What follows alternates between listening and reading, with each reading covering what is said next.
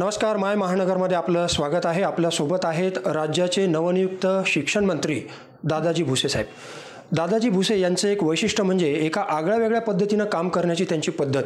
म्हणजेच राज्याचा जेव्हा शिक्षण विभागाचा जेव्हा पदभार त्यांनी स्वीकारला त्यावेळेस विविध क्षेत्रात नैपुण्य मिळवलेल्या विद्यार्थ्यांना सोबत घेऊन, म्हणजे जो शिक्षण खात्याचा जो केंद्रबिंदू आहे त्याला सोबत घेऊन त्यांनी शिक्षण खात्याचा कारभार जो आहे तो हाती घेतला आणि त्यानंतर त्यांनी राज्यभरातल्या विविध शाळांना भेटी सुरू केल्या. आपण त्यांच्याशी चर्चा करूयात. दादा, आपलं स्वागत आहे माय महानगरमध्ये. आणि आपण नुकताच शिक्षण विभागाचा कारभार जो आहे, खात्याचा कारभार हाती घेतलेला आहे. काय सांगाल, शिक्षण विभागामध्ये कशा पद्धतीनं बदल आता ह्या पुढच्या काळामध्ये आपल्याला आपण करणार आहात आणि कसे दिसतील? सर्वप्रथम तर मी आपलं महानगरला शुभेच्छा देतो. आपल्या सर्व प्रेक्षकांना हार्दिक शुभेच्छा देतो.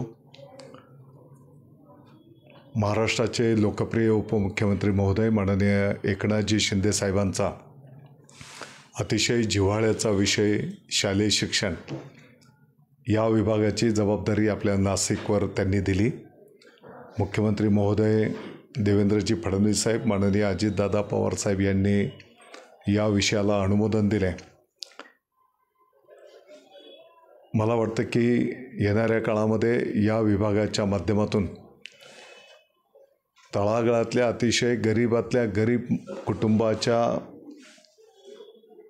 पाल्याला, विद्यार्थ्याला ह्या स्पर्धेच्या युगातलं दर्जेदार शिक्षण कसं मिळेल या दृष्टिकोनातनं आपला विभाग त्या ठिकाणी काम करेल. इंग्रजी माध्यम असू दे किंवा इतर माध्यमांच्या शाळांमध्ये काही पालकांच्या अशाही तक्रारी असतात की तिथे भरमसाठ फी आहे. तर याच्यावर पण शासन म्हणून एक कंट्रोल कसा होईल आणि आनंददायी गुणवत्तापूर्ण शिक्षण संपूर्ण महाराष्ट्राच्या विद्यार्थ्यांना कसं देता येईल त्या दृष्टिकोनातनं मग लोकांना सोबत घेऊन, पालकांना सोबत घेऊन, शिक्षक बंधू भगिनी, संस्था चालक आणि अनेक शिक्षण तज्ज्ञ आहेत की ज्यांनी अनेक वर्ष या विषयाचा अभ्यास केलेला आहे. या सर्वांना एकत्रितपणे घेऊन त्यांच्या अनुभवाच्या माध्यमातून एक रोडमॅप विभाग तयार करेल आणि येणाऱ्या काळामध्ये त्याची अंमलबजावणी विभागाच्या वतीने संपन्न होईल. आपण जर बघितलं दादा की आता इंग्रजी शाळांकडे ओढा पालकांचा जो आहे तो मोठ्या प्रमाणावर वाढलेला आहे. आपणच नाशिक जिल्ह्याचे पालकमंत्री असताना मॉडेल स्कूल ही संकल्पना राबवली. तर राज्यस्तरावर अशा पद्धतीची काही संकल्पना आपण राबवणार आहात का? आणि सरकारी शाळांकडे पालकांचा ओढा जास्तीत जास्त वाढेल, पटसंख्या वाढेल, यासाठी आपले काही प्रयत्न राहणार आहेत का? निश्चितपणे आदर्श शाळा, मॉडेल स्कूल ही संकल्पना पाठीमागच्या काळामध्ये आपण संपूर्ण नाशिक जिल्ह्यात पर्टिक्युलर जिल्हा परिषदच्या शाळेंमध्ये राबवण्याचा एक प्रयत्न केला होता आणि त्याला अतिशय चांगला प्रतिसाद, परिणाम पण त्या ठिकाणी दिसून आले. आपण पाहतो की अनेक आता जिल्हा परिषदच्या शाळेमध्ये इंग्रजी माध्यमातल्या यापूर्वीचं ॲडमिशन प्रवेश केलेले विद्यार्थी, त्यांचे पालक आता आपल्या शाळेंकडे प्रवेश करत आहेत. आणि म्हणून संपूर्ण राज्यव्यापी ही मोहीम आपल्याला राबवावी लागेल. आणि एक जो पालकांमध्ये पण एक विचार असतो की इंग्रजी माध्यमांमध्येच चांगलं शिक्षण मिळतं आहे, आम्ही पण काही चुकलो असेल, काही कमतरता असेल विभागाची, तर तिथे आम्ही निश्चितपणे दुरुस्ती करू. जास्तीत जास्त प्रयत्नपूर्वक चांगलं सेवा कशी देता येईल आणि 21व्या शतकातला विद्यार्थी आपण घडवत असताना उद्याचा तो भारताचा नागरिक आपल्याला घडवायचा आहे, या भावनेतनं जेवढं चांगलं करता येईल आपल्यासारख्यांचं सुद्धा सहकार्य, मार्गदर्शन लागेल. सगळ्यांचं मार्गदर्शन आम्ही घेऊ आणि विभाग पुढे काम जाईल. मराठीला अभिजात भाषेचा दर्जा मिळालेला आहे आणि दुसरीकडे CBSE, ICSE बोर्डाकडे देखील पालकांचा ओढा असतो. तर त्याच दर्जाचं शिक्षण मराठी शाळांमध्ये सुद्धा मिळालं पाहिजे, यासाठी काही बदल आपण येणाऱ्या पुढच्या काळामध्ये काही करू इच्छिता का? निश्चितपणे पहिली गोष्ट तर गरजा महाराष्ट्र माझा हे आपलं राज्यगीत, आपल्या राज्याने त्या गाण्याला राज्यगीताचा दर्जा दिला आणि म्हणून प्रत्येक शाळेमध्ये हे बंधनकारक राष्ट्रगीताच्या नंतर हे गीत राज्यगीत गाणं बंधनकारक आहे. त्याची प्रभावी अंमलबजावणी सर्व माध्यमांच्या शाळेमध्ये त्या ठिकाणी केली जाईल. मराठी आपलं ही राज्यभाषा आणि आता तर अभिमानाची गोष्ट आहे की त्याला केंद्र शासनाने अभिजात भाषेचा जो दर्जा दिला आणि म्हणून आता आपली जबाबदारी पण त्या ठिकाणी वाढलेली आहे. आणि म्हणून सर्व माध्यमांच्या शाळेमध्ये मराठी विषय हा जो काही बंधनकारक आहे त्याची प्रभावी अंमलबजावणी केली जाईल. त्याच्यासोबतच इतर माध्यमांच्या शाळेंमधला जो काही कर्मचारी वर्ग आहे तर त्या कर्मचारी वर्गालासुद्धा मराठी बंधनकारक आहे. तर त्याची पण अंमलबजावणी येणाऱ्या काळामध्ये विभागाच्या वतीने संपन्न होईल. आणि CBSEचं पण ज्या चांगल्या बाबी आहेत त्या येणाऱ्या काळाचं जे काही राष्ट्रीय शैक्षणिक धोरण आपल्याला ठरवायचं आहे त्यामध्ये त्याच्यातल्या चांगल्या गोष्टी आपण आपल्याही माध्यमांमध्ये घेऊ. आणि शेवटी आपलं जे उद्दिष्ट आहे की आपला राज्याचा पण विद्यार्थी या स्पर्धेच्या युगामध्ये टिकला पाहिजे, पुढे गेला पाहिजे, त्या दृष्टिकोनातनं विभाग कार्य संपन्न करेल.